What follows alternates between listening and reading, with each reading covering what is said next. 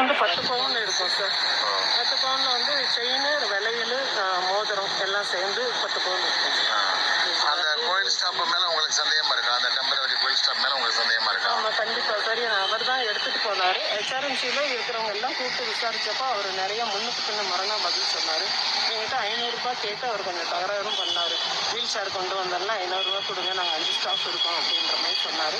நான் 100 ரூபா தான் கொடுத்தேன். இமீடியட்டாக அவர் ஃப்ரெண்டு ஒருத்தருக்கு ஃபோன் மூலியமாக எனக்கு அந்த மேடம் 500 ரூபா கொடுத்தாங்க, உனக்கு ஜிபே நான் அனுப்பிடுவேன் அப்படின்ற தகவலும் சொல்லியிருக்காரு.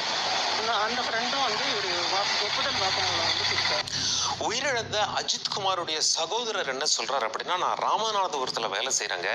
அம்மா ஃபோன் பண்ணாங்க, எங்களுக்கு அப்பா கிடையாது, சின்ன வயசுல இறந்துட்டாங்க, நானும் எங்கள் அண்ணனும் தான். எங்கள் அம்மா ஃபோன் பண்ணாங்க, இந்த மாதிரி வாடா, இந்த மாதிரி அண்ணனை போலீஸ் கூட்டிகிட்டு போயிருக்காங்க அப்படின்னு சொல்லி நான் உடனே வந்தேங்க. போலீஸ் உள்ளே வந்தாங்க. உள்ளே வந்தோடனே எங்கே நகை எடுங்க அப்படின்னு சொல்லி பீரோவெல்லாம் கழிச்சு போட்டு தேடினாங்க. என்னையும் கூட்டிகிட்டு போயிட்டாங்க. வழியில் போகும்போது இன்னும் 2 பேரை பிக்கப் பண்ணிட்டு போனோம். ஒரு தோப்பில் கொண்டு போய் வச்சு எங்களை விசாரிச்சாங்க. அடின்னு அடித்தாங்க, மாற்றி அடித்தாங்க. வலி தாங்காம தான் என்னுடைய சகோதரர் வந்து நகையை எங்கே வச்சிருக்கேன், நான் உங்களுக்கு காட்டிடுறேன் வாங்கன்னு சொல்லி அவர் போலீஸ்கிட்ட சொன்னார். ஆனால் வலி தாங்க முடியாமல் அப்படி ஒரு பொய்யை சொல்லிட்டு தான் இவர் சொல்கிறார்.